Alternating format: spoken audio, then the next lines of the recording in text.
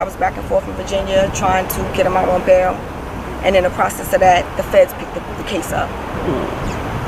Fast forward a year later, they come with a superseding indictment. I'm on the superseding indictment, all because a couple of the people they arrested with him said that I collected money.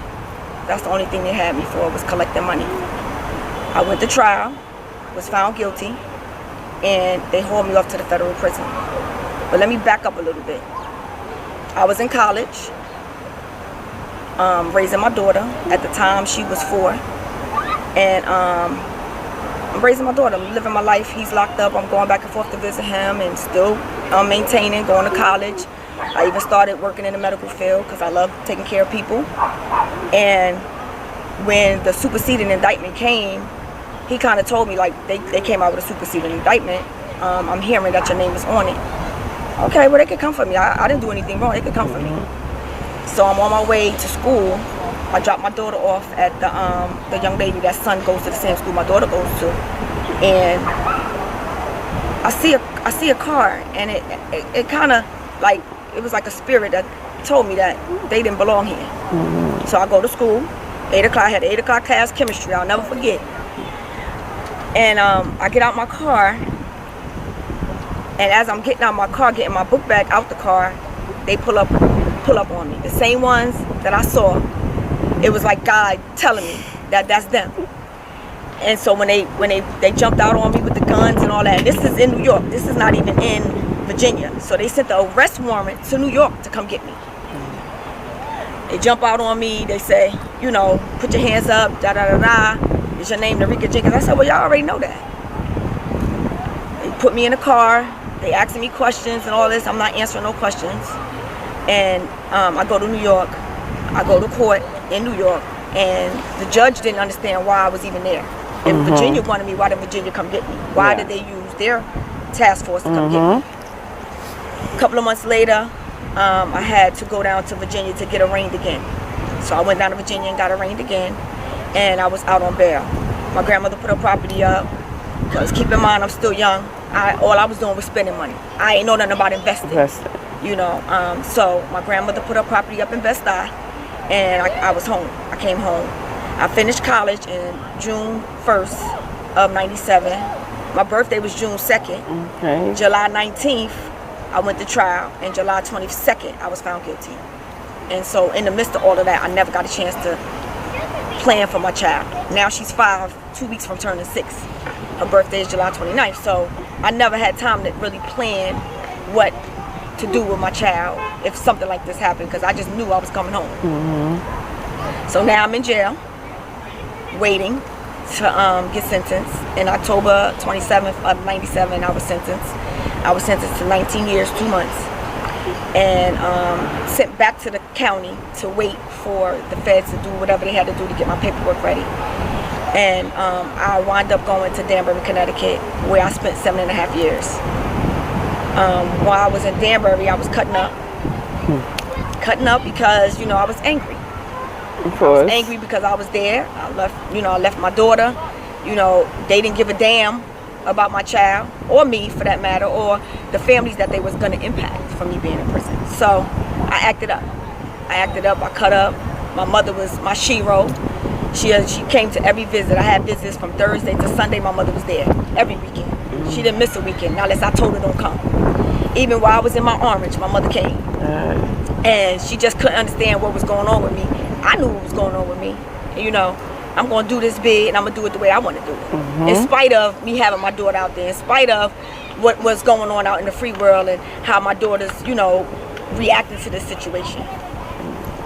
So 6 years in, I decided I gotta change. I gotta do something different. I gotta know. Now it's time for me to recognize, you know, and stop putting the blame on everybody else and put the blame on myself. And then that's what I did. So my 7th year, they decided they want to send me to the camp, which is up the street. I had 19 years. I had to do 17. They want to send me to the camp with 10 years. I'm like, I'm not going to the camp for 10 years. That's not gonna work. Like, what am I gonna do at the camp? So they sent me to the camp, and needless to say, 2 weeks later, I was back down in the FCI. So from the FCI, they sent me to Philadelphia.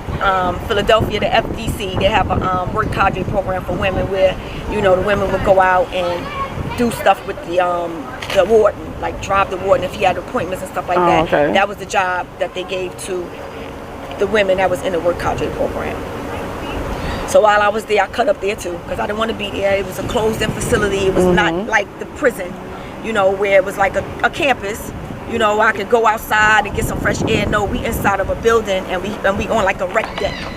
So of course I cut up for the first 2 years there, and then 2 years in, now my daughter's 16. She's about to graduate from college, high school. So I said, oh, okay, I got to get it together. So I started to be good again. And my mother was very active. National Public Radio wanted to do a story on me because my mother was active. She was going back and forth to DC. She got involved with some other women that children was incarcerated as well. Okay. And Families Against Mandatory Minimum wanted to do a story on me. So I was featured in The Wire, National Public Radio. Lucy Libby Lewis, she wanted to do an interview with me. They wouldn't allow her to come into prison, into jail, so we did a phone interview. And then she went and interviewed my mother and my daughter, and, you know, got their view on everything. Because what people or the government don't realize is the impact that it has on the family that you leave outside. They're in prison too. Yes. They're in prison too, and they're not just in prison physically, they in prison mentally. You know, and so I came home. Okay, so then after that, they were amending the sentencing guidelines because I was sentenced under the crack cocaine law, the RICO Act, where crack was gave out more time for coke because it was a black man's drug. But you gotta have coke to get crack. Right. So in 2007, they decided to amend the sentencing guidelines. I had did a motion while I was in Danbury to get my sentence reduced. But the motion that I did wasn't the correct one. So the judge wrote me back personally, because it was the same judge that sentenced me, wrote me back personally and said that they would keep my record on file. And that if ever there was a change in the law, that he would definitely, and it was the motion that I did, that he would pull it. Well, the amendment was, when they amended the sentencing guidelines, because the ratio was 100 to 1. When he, so now my mother goes down to DC, they lobbying and stuff down in DC, and she was like, you coming home, you coming home, you coming home. I was like, okay. I mean, I believe that I never doubted that I was going to come home, and I never doubted that I was going to do the whole time that I did. And that probably like a week or two later, I get a letter from the judge stating that I was getting immediate release. That the motion that I did, they pulled it. The motion applied to the amendment, and I was going to be immediate released. Well, the FBOP had something different going on, because they said I still owed them some months. So instead of me getting immediate release, they did my paperwork. 4 months later, I went to the halfway house. I spent 2 months in the halfway house. And then after that, I came home. So May 14, 2008 is when I was released from the prison. Okay.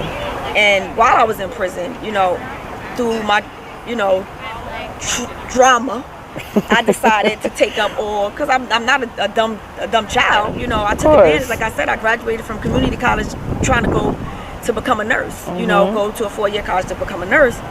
And they had programs there. They had a college there, Marist College. I graduated from the Marist College. They had a VT building trades there. I took that, and I learned how to do tiling, bricklaying, block laying, drywall hanging. I actually created my own bathroom with the muddle studs and drywall. So I know how to do all of that stuff. I took advantage of everything that they had while I was in prison. In spite of me going back and forth to the SHU, which is segregation. We consider that SHU. And since I've been home, I went back to college. I graduated in 2018 from William Patterson University. Congratulations. And in that same year, I started my nonprofit, A Woman's Worth Project. Yeah, tell me more about that. So A Woman's Worth Project is my organization where I would assist women coming home from prison. Help them get their birth certificates, socials, because that was an issue for me. I came home with nothing. Luckily, I had my mother, like I said, my shero, that supported me all the way through. And she had the money to take me to get my birth certificate. So we had to come to Manhattan Worth Street to get my birth certificate. I already had my social because she held on to that.